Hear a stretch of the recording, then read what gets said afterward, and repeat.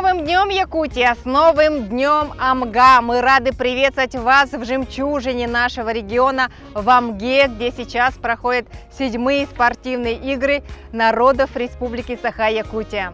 Так, вчера на стадионе Амга-Алим состоялась грандиозная церемония открытия игр.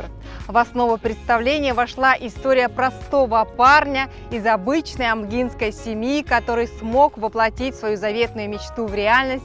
Он стал чемпионом мира. Речь идет о выдающемся борце-вольнике Николае Захарове Сахача.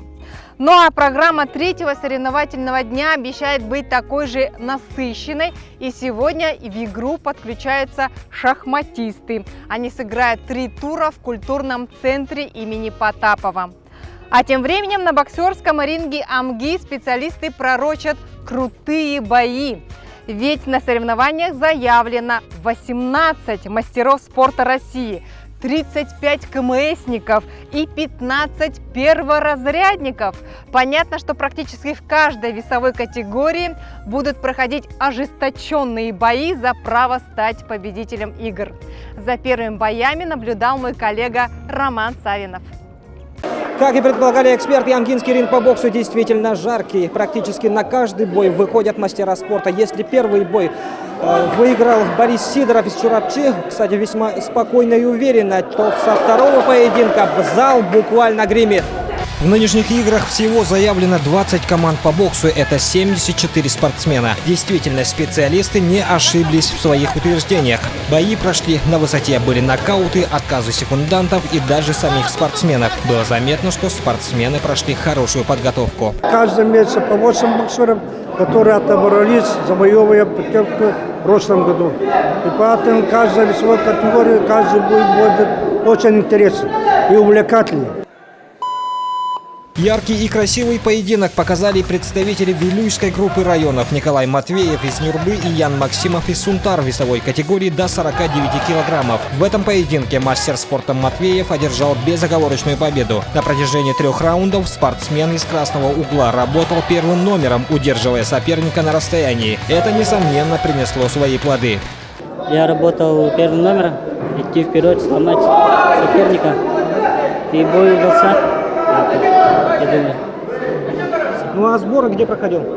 Сборы в Триумфе, в Якутске. В первый день соревнований на ринг вышли 18 пар. Бои будут еще продолжаться до конца игр. А трансляцию полуфинальных поединков вы сможете посмотреть 6 июля на телеканалах Якутия-24 и Мамонт.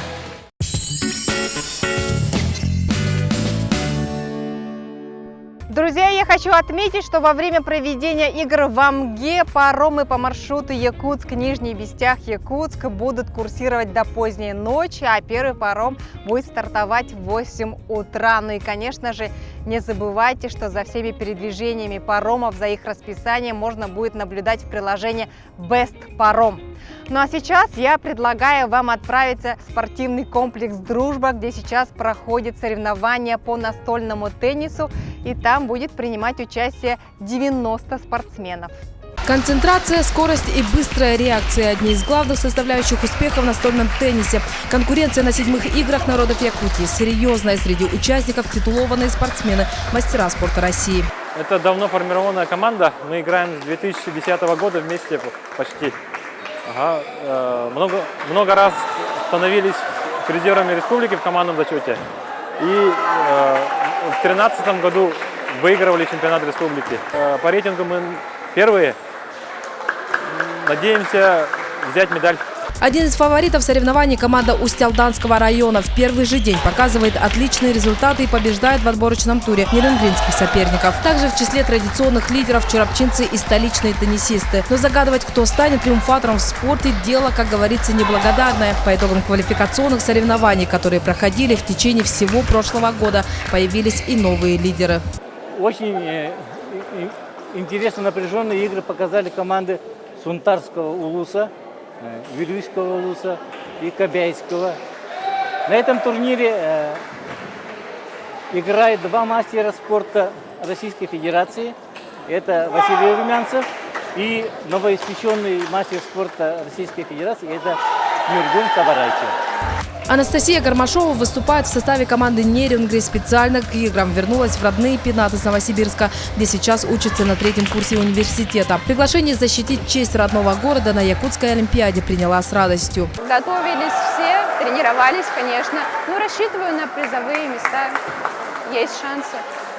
Я многих здесь знаю игроков, и все достойные. Не могу кого-то выделить. 8 столов ровно столько для того, чтобы вместить всех участников. И этапы соревнований проходили максимально динамично. И пусть для болельщиков не так уж и много места, зато соблюдены все российские и международные требования к площадкам, где проходят встречи самих спортсменов. Это 14 метров в длину и 7 метров в ширину. И именно здесь, на этих двух центральных площадках, совсем скоро пройдут решающие финальные встречи.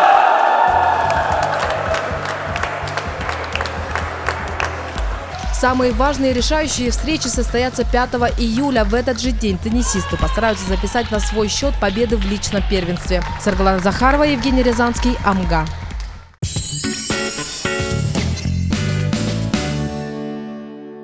А между тем, вчера, 4 июля, на 7-х спортивных играх народов Якутии вступила новая дисциплина. Начались соревнования по пляжному волейболу. Амга дебютный вид спорта встретила дождем, но это не помешало пляжникам показать красивую и яркую игру. Пляжный волейбол для Якутии – это весьма новый вид спорта, и в программу спортивных игр народов Якутии эта дисциплина вошла впервые. Всего заявлено участников 31 мужская команда и 27 женских. Соревнования проводятся по 4 площадкам. Им не страшны ни дождь, ни слякоть, и прохладное утро Амги не преграда для пляжников игр народов Якутии. Были команды, которые произвели на болельщиков и судей неплохое впечатление. Это и понятно. Принимали участие на этих соревнованиях лучшие игроки классического волейбола. Если брать во внимание то, что этот вид спорта только начинает развиваться в республике, на играх заявлено аж 58 команд. Организаторам пришлось разделить их на целых 8 групп. Для Якутии относительно молодой вид спорта, да, и специфический вид спорта, потому что у нас лето короткое, мы успеваем играть только вот июнь, июль, август. И вот чтобы развивать этот вид спорта, пляжный волейбол, в этом году включили в программу 7-х спортивных игр. Уровень игроков в этом году, конечно, повысился в связи с подготовкой к играм. Ребята, видимо, проходили сборы, поэтому есть хорошая команда там Ленского, Улус района, Мегино-Кангаласского, Амгинского, все они здесь на площадках находятся. Ребята из Кобяйского Улуса выступают на этих играх за сборную СУЗов республики. Благодаря слаженной игре ребята в упорной борьбе обыграли противоборствующую команду из Чурапчинского Улуса. Причем Чурапча на этих играх числилась в фаворитах. Игра в целом сложилась трудная. Мы выиграли команду Чурапчу, очень сильную, фаворита команду выиграли 2-0. Вечером с Среднеколымском играем. А сами вообще давно играете? Мы сами вот начали с весны играть. Сборы были. Родные стены не помогли амгинской команде. Против них сегодня играли девушки из Усть-Алданского Улуса. На первой партии девушки ушли в отрыв в 16 очков. Итог партии 21-5 в пользу Усть-Алданок. На второй партии хозяева попытались сравнять счет, но не вышло. Итог встречи 2-0. Уже 9-10 лет занимаемся волейболом. А пляжным 3 года. Тренер нас всегда поддерживает. Благодаря его мы советами выиграем. Для пляжников играть в жаркую и солнечную погоду самое оно. Но синоптики прогнозируют облачную и весьма прохладную погоду на всем протяжении игр. Так что спортсменам за право стать победителями придется бороться и с капризами погоды.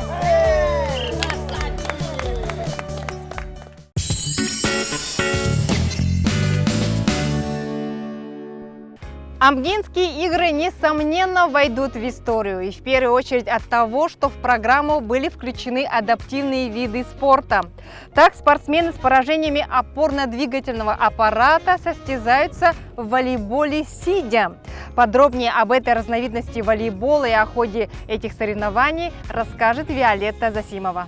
Мы находимся в новом многофункциональном спортивном зале в селе Битюнцы. Здесь уже второй день идут соревнования по сидячему волейболу или волейболу сидя. Этот новый адаптивный вид спорта впервые введен в этом году в программу игр народов Якутии. Прямо сейчас я присутствую на разминке Мегино-Кангаласской команды. Сейчас они вступят в борьбу с командой из Амгинского Улуса.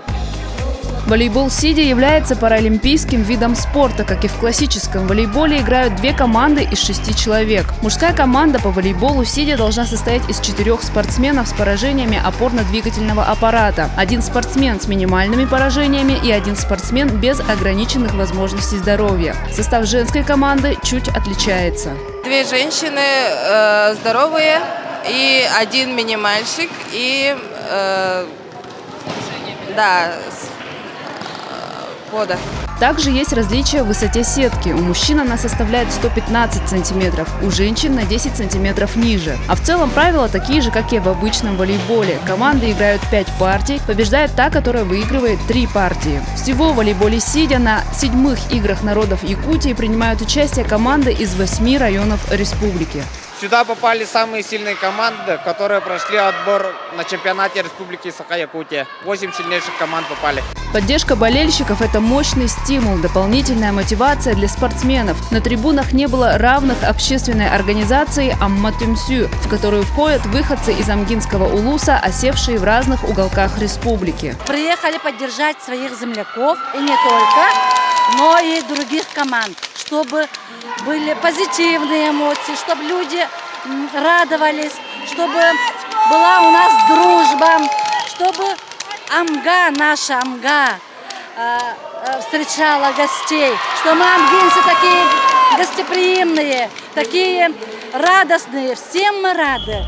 Групповой этап соревнований по волейболу сидя завершится 5 июля. 6 и 7 июля пройдут стыковые, полуфинальные и финальные матчи. Названия команд победителей вы узнаете, следя за нашими эфирами. Hello, we are glad to see you in our English Kindergarten Union. Have a nice day! Академия будущего Юнион приглашает на летние курсы «Веселая школа». Это единственный английский детский сад в самом центре города. Малыши от 1 года до 7 лет целый день находятся с носителем языка. Вас ждут интересные занятия, занимательные игры и креативные мастер-классы. Сказочный интерьер на 500 квадратных метров, музыкальный зал, игровая зона, современные классы, 5-разовое питание и многое другое. Также дети имеют возможность бесплатно играть в огромном сухом бассейне, посещать комнату с интерактивными играми, хендмейд-студию и лего-кабинет. Ваш ребенок не только научится писать, читать, считать, но и сможет развить свои творческие способности, а также хорошенько отдохнуть. Вместе с Юнион ваши дети будут всесторонне развиты.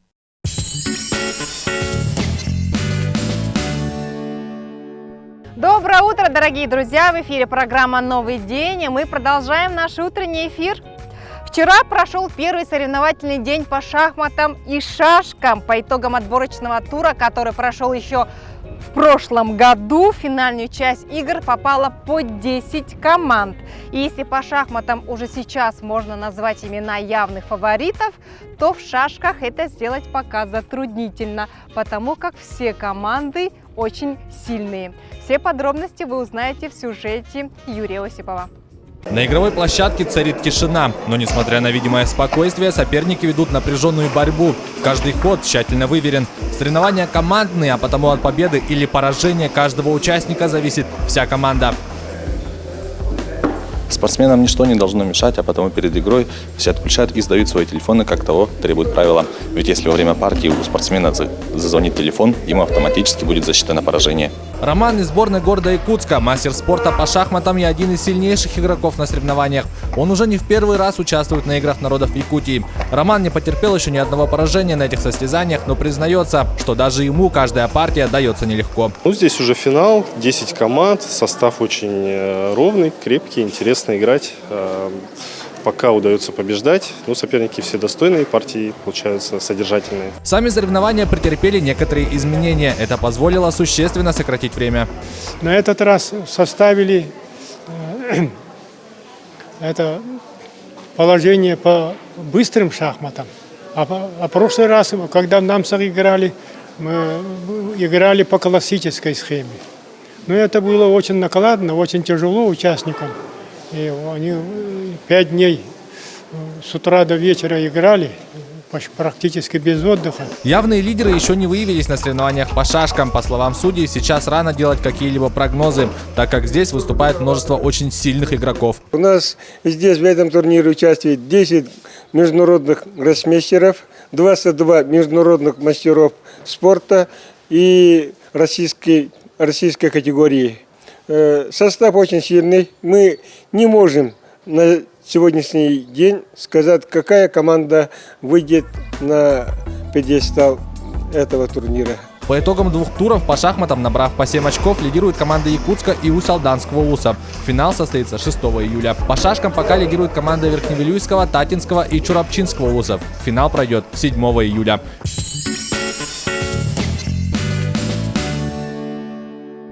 А вчера определились первые победители, первые чемпионы 7-х спортивных игр народов Якутии.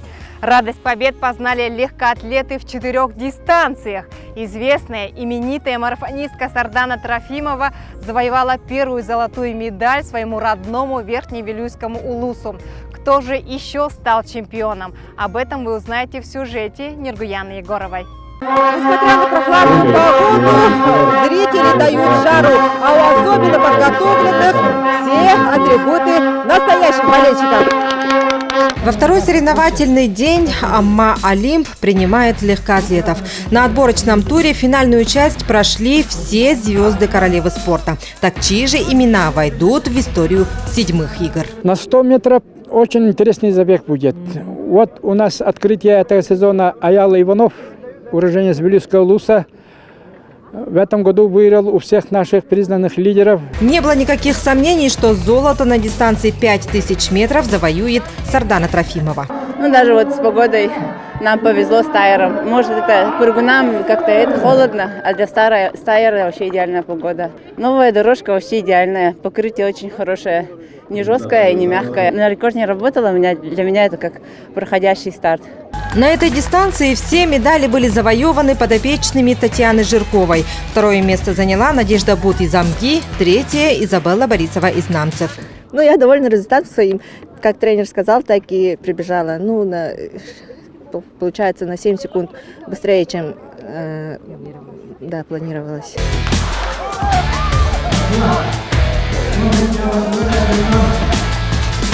Не пришлось делать ставки и на дистанцию 10 тысяч метров. Здесь также было все ясно. Артур Бурцев не первый год защищает и приносит золотые медали Усть-Алданскому УЛУСу. Дорожка очень хорошая, бегучая. И во многих, даже у нас в Санкт-Петербурге на данный момент сейчас такой нет дорожки. Поэтому местным жителям из города Амги очень повезло. Я хочу до 22 года добегать и в своем родном районе в 22 году, если получится, завоевать 2 медали и уже достойно уйти на пенсию. Самой престижной дистанцией в легкой атлетике считается 100 метров. Именно в мужском финале собрались все звезды. Интрига сохранилась до последней секунды. В этой нелегкой борьбе среди фаворитов выделился Валентин Иванов, а второй Петр Бабиченко, в секунде от него Михаил Жарин. Я нацеленно готовился. Скажем, как пришел на соревнования, готовый как на войне выиграть с целью. Конечно, немало средств, немало усилий было потрачено. Готовился, можно сказать, с прошлого года. С прошлого года был нацелен на победу. Конечно, отборочные проходили тяжело, но надо было оптимизироваться. Я оптимизировался.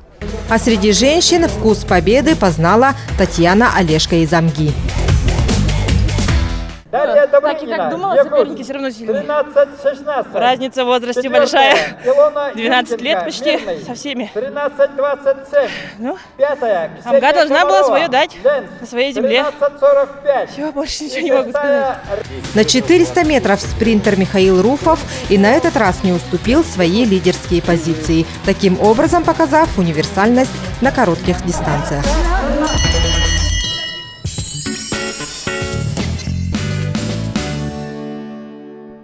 Ну что ж, друзья, уже определились первые чемпионы Амгинских игр. Вчера состоялись финальные забеги по легкой атлетике среди мужчин на дистанции 10 тысяч метров. И с самого старта было понятно, кому же достанется золото. Им стал представитель Усялданского района Артур Бурцев. И Артур сегодня в нашей программе.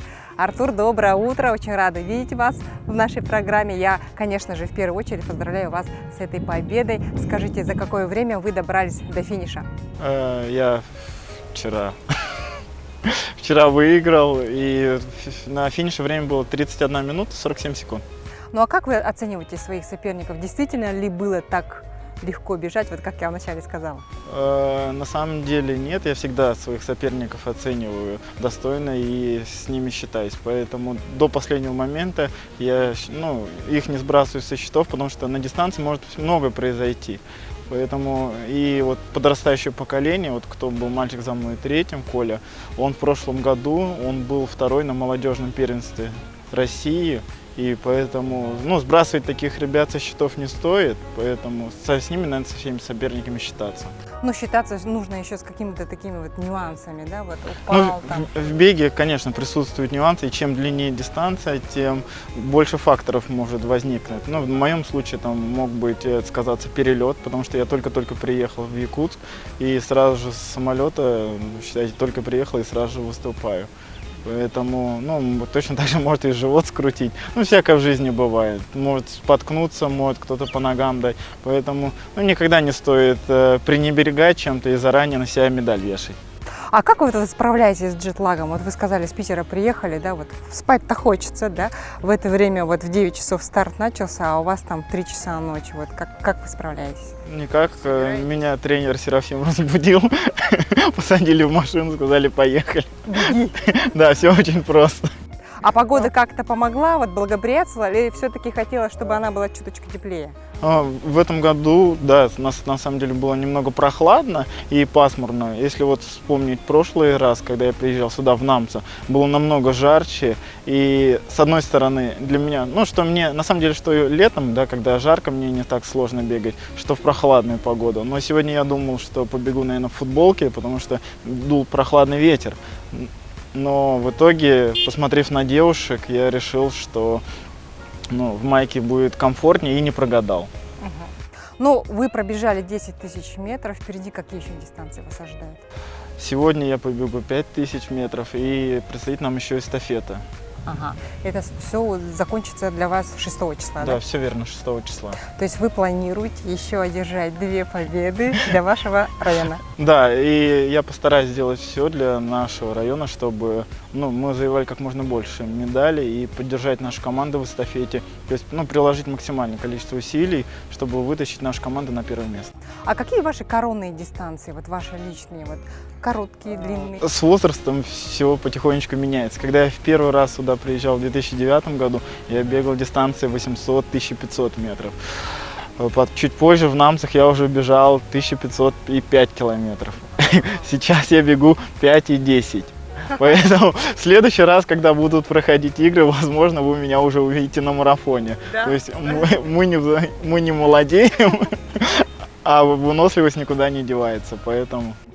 Но мы еще слышали, что Артур, ваша сестра, она тоже легкоатлетка, Нюргена Бурцева. Чем она занимается? Да, она тоже самое. Раньше участвовала на соревнованиях, но последний год она завязала с легкой атлетикой и полностью ушла в работу. То есть, она осталась в спорте, у нас есть фитнес-центр, там называется «Атлантики», и она курирует несколько проектов. В Петербурге? Да, в Санкт-Петербурге. Ага, кстати говоря, я хотела напомнить нашим телезрителям, что Артур родился, живет и работает в Петербурге. А вообще какая связь с Усялданским районом? Связь очень существенная. У меня мама с Усялдана, с деревни Сырдах, и каждое лето я приезжал к бабушке, гостил все лето. Один раз я остался на целый год здесь, выучил якутский. Потом благополучно русский забыл, потом вернулся в Санкт-Петербург и пришлось заново переучиваться. Ну и я постоянно поддерживаю связь, то есть и при малейшей возможности я сюда приезжаю. Ну и здесь вот как раз хотелось бы сказать спасибо своему району, что они меня поддерживают и дают возможность не только выступать и защищать честь своего района, но и гостить и навещать своих родственников. Если получается, я приезжаю и на охоту, и на рыбалку, и всегда этим моментом пользуюсь. Здорово. Но наверняка вы хотите сказать что-то вот приятное и благодарственные слова в адрес ваших тренеров? Да, моим тренером является, с детства, мы с ней познакомились, это Елена Дмитриевна Плавкова. Она меня уже 16-й год тренирует. Также с Усть-Алданского района у меня есть тренер Серафим, который курирует меня и помогает со всеми вопросами. Ну и, как обычно, к главе района, который не забывает. И когда он приезжает в Санкт-Петербург, он часто к нам в гости заходит, навещает, и мы устраиваем ему небольшую культурную программу. Ну, небольшой. Это осенью бывает, поэтому эсэхом это назвать сложно, но гости мы почиваем приблизительно так же. А вообще, когда и почему вы решили заниматься бегом? Вот кто вас привел в этот вид спорта? На самом деле, бегом я начал, если углубляться совсем, есть такая история, что в 98 году, когда проходили первые игры, как раз они проходили в Барагонцах, я гостил у бабушки, и нас всех детей собрали, посадили в УАЗик и отвезли на соревнования, и мы там как раз несли эстафетный огонь. То есть, если так углубиться, то вот мои первые какие-то попытки именно бега, да, или осознанного, я вот бежал именно с факелом. А сколько вам лет было? Тогда мне было 9-10 лет. Ага. То есть примерно в этом возрасте, да? Нет, я имею в виду, что вот какая память, да, осталась о соревнованиях, и именно то, что я нес факел, потом это немножко подзабылось, но в 12 лет там меня встретил тренер, и мы с ней познакомились, и начал я в школе уже заниматься у нее в Санкт-Петербурге. Что ж, огромное спасибо, Артур, что уделили нам время и погостили в нашей программе. Я желаю вам удачи и дальнейших побед. Спасибо. Спортсмены вообще очень суеверные же, да? Да, все верно. Поэтому я пожелаю себе удачи и всем, кто сегодня соревнуется и завтра. Удачи и победит сильнейший. Выиграем Амгинские игры!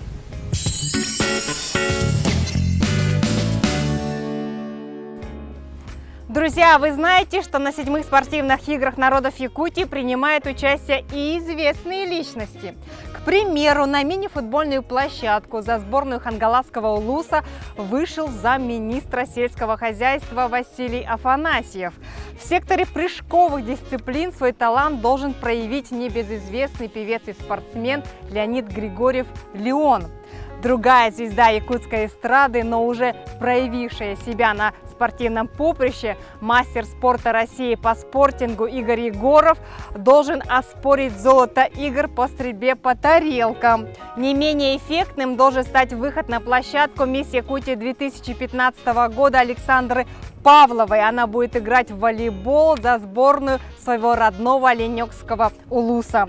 Всего на играх в Амге примут участие около 3000 блестящих спортсменов, среди которых еще много интересных личностей, чемпионов в спорте и в жизни. На этом у меня все. Увидимся завтра тут же на Амгинской земле. Я желаю вам удачи и отличного настроения. Амга, спорт, дружба.